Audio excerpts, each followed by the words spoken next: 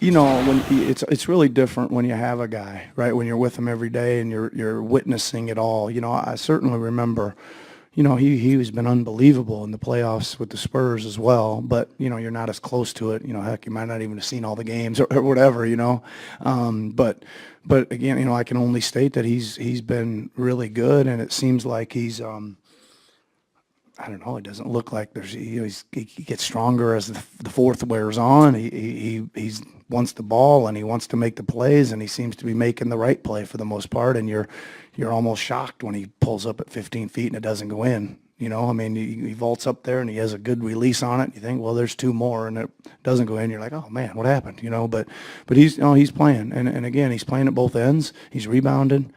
And again, it really gives the rest of the guys a lot of confidence when you got a guy playing like that. Stephen A. Smith in the MKE tonight. The Raptors made some shots. They're now within 48 minutes of going to the NBA Finals. We heard Nick Nurse talk about his superstar Kawhi Leonard. I want to hear what you have to say about what you've watched from number 2 for Toronto over the last three games. Well, what I've watched the Toronto Raptors do, mainly led by Coach Nick Nurse and obviously the star player that is Kawhi Leonard, is make all of us, including myself, look like absolute positive idiots. That's really what this comes down to. Kawhi Leonard is simply on another level and everybody else is just spectating. That's what this comes down to in this particular series. We looked at Kawhi Leonard, 15 of his 35 points in the fourth quarter, 22 points in the second half. Fred VanVleet comes off the bench. He contributes 7 3-pointers. You got to remember, this is after Norman Powell and others came off the bench to do what they did. They outscored Milwaukee by 20 tonight on their bench. The last game, they outscored them by 25 via their bench. So you're getting bench production from Toronto, and you're getting a star, albeit injured, playing like a superstar. And that's what this comes down to. On the flip side, you're not getting that from the Greek Freak. We're seeing his limitations. He's limited with his post moves. He's limited when they crowd the lane. He doesn't have any mid-range game to speak of. And on top of it all, they have a starting point guard in Eric Bledsoe. He may have had 20 points tonight, 9 points in the second half. But when it really, really counted, they practically dared him to shoot because they knew he wasn't going to make a perimeter shot. And not only that, you didn't get any production from the bench. The key in all of this was when Nick Nurse decided to take Kawhi Leonard and put him on the Greek Freak. And once that happens, the entire offense of the Milwaukee Bucks appears to have been neutralized. It's 3-0 since Nick Nurse made that adjustment. And by the looks of it, it'll be 4 come Saturday night. What do you hear from Milwaukee and their guys that you talked to? I mean, I don't think it's a hopeless situation, but are there changes afoot for Milwaukee to try to flip this thing back over the next 2 games? Well, they got to take it one game at a time. That's going to be their mentality. But the reality is they were saying that after the series was tied 2-2. And in the end, it appears there's not much they can do about it. Again, everything flows through the Greek Freak. You got to remember, the Greek Freak is absolutely sensational. He's a dominant presence when he's in the paint. But what Kawhi Leonard has been able to assist drastically in doing is neutralizing that momentum that he has coming at you once he steps past half court, getting to that 3-point line spot. If you stop that momentum in any way, it neutralizes him. And this is the playmaker. He's not just somebody that scores in the post. He creates shots for other guys. But the other guys can't get the open shots because Kawhi Leonard is all up in him. And not only that, you've got him getting some help. And then when you look for the secondary option or the Milwaukee Bucks, that is supposed to be Chris Middleton. He had 6 points tonight. Now, I understand you had some scoring from Brogdon and Brook Lopez and stuff, but Middleton is an all-star. I don't want to hear 6 points from an all-star. You need more from him. He didn't give that to you tonight. That is a problem. And I mentioned the bench. The bench gave you virtually nothing, and that's what you're talking about right now. Of the NBA Finals, and the Golden State Warriors have announced that Kevin Durant is, quote, unlikely to play at the beginning of the series. It's been 2 weeks since he suffered that strained right calf, and the 2-time Finals MVP has not been cleared by doctors for any on-court activities. However, the team says there is hope for him to return at some point during the NBA Finals. Here is head coach Steve Kerr.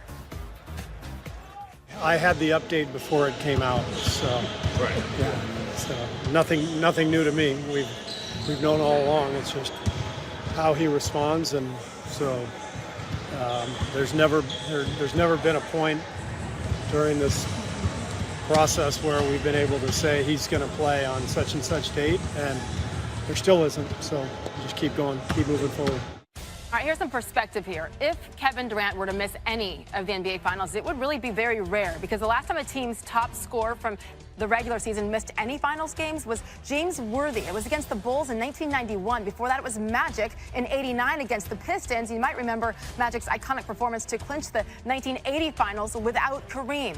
Also, Willis Reed missing Game 6 in 1970 before his Game 7 heroics. So some true greats that Kevin Durant would be on a dubious list with. Stephen A. Smith back as promised, so KD unlikely for Game 1, which surprises me a little, Stephen A., because we're still a full week out, and they're already saying that he's out. So what's your take on this? Well, first of all, my take is that I've always been somebody, second I saw the injury go down, it looked like an Achilles. They said it's a calf. I have to believe it and take them at their word. But I don't expect Kevin Durant back, and I never expected Kevin Durant back before Game 3 because no matter who they go against, particularly if it's Milwaukee, obviously, Milwaukee's going to have home court advantage if indeed they're the team that represents the Eastern Conference. So you're talking about a Game 3 back in the NBA Finals being back at the Oracle. I always anticipated that's when Kevin Durant would be back. I have no reason to believe otherwise now. But in the end, the way that these two teams have been playing in terms of their struggles offensively on a periodic basis, guess what? With or without Kevin Durant, Golden State's going to have an edge because the one thing we know about them is that they can make shots. The other thing that we know about them is that they have speed on defense, including with their depth, so they have the ability to defend the interior while still racing out to defend perimeter shooters as well. You don't see that from these teams in the East, but you certainly see that from the guys out west in the Golden State Warriors, and that's why they're the reigning two-time defending NBA champions looking for a three-peat.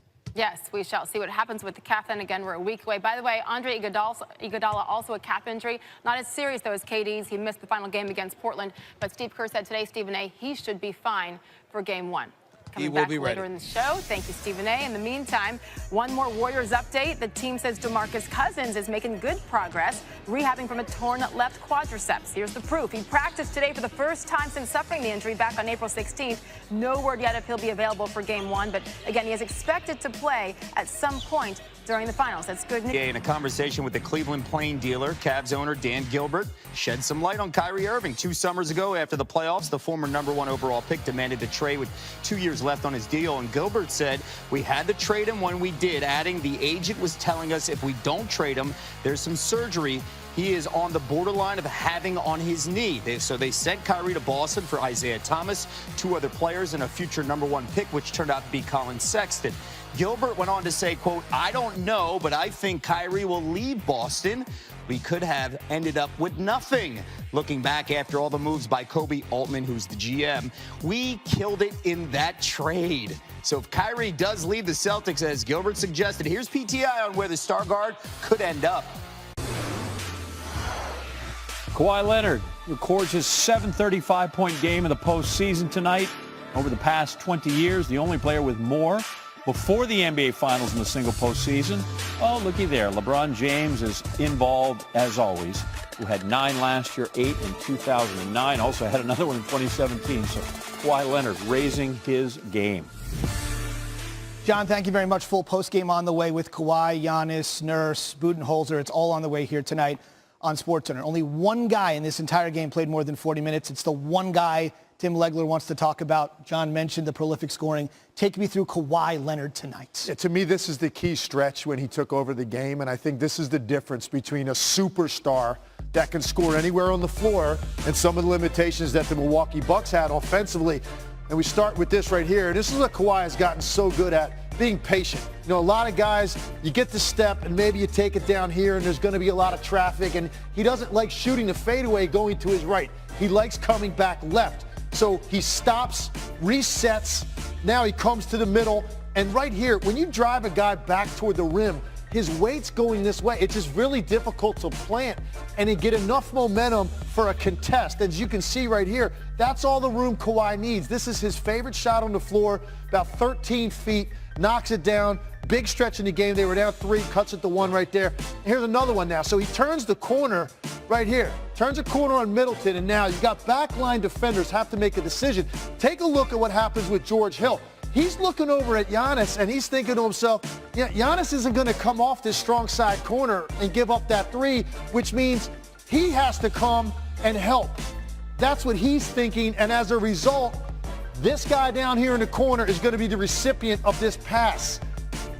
Great players draw company. Zubin, he draws 3 on that play. Van Vliet, what a night he had, 7 threes, helping out the cause. And then here, the switch. And again, he's going to just come in, drive hard at Lopez, get him back, and then separate for that step back 3. Again, critical stretch here to me. They go from down 4 to up 4 in a 3-minute stretch. Kawhi Leonard took over the game. Shot making, play making, superstar. He's been doing it throughout the entire postseason. You expect now these kind of results when the game's on the line out of Kawhi Leonard. All right, speaking of shot-making superstars for the other team, we expected from Kawhi, and we got it from Giannis up until really this series began. He's been a little bit inconsistent. What did you see out of him tonight? Well, it's the greatest commitment I've seen any team have on one guy to be determined and not let him get any driving lane. And he's playing in a crowd, and as you see, now, there's some awkward moments out of Giannis Antetokounmpo when he plays into that crowd, and this is what he has to address in the offseason. He's got to be better offensively from all over the floor. You see here, he can't get to the rim, so he ends up taking an awkward fadeaway air ball. Here's another situation. He drives into a crowd. Doesn't have a tight enough handle and not a good enough passer off the dribble, throws that away. Here he catches it deep on Siakam, but as he spins, that ball should be in his left hand. Instead, it's blocked because he tries to put in his right. And then this last one, an early transition, the commitment for Toronto to sprint back ahead of him, turn, wall him up. He drives chest to chest to Marcus Gasol. There's 5 red jerseys literally around him. He awkwardly fumbles the basketball. So, this is their best player. He might end up being the MVP of the league. And yet there is one glaring hole in his game, and that's his inability to take over and score from anywhere on the floor. As the best player for this team, the way that Kawhi Leonard did. And I think if they end up losing this series, I think Giannis Antetokounmpo, if you want to take it to the next level, where there's really no answer for you, you're going to have to add a mid-range game and an ability to score when the lane is loaded up against you, because he has really struggled with it in this series.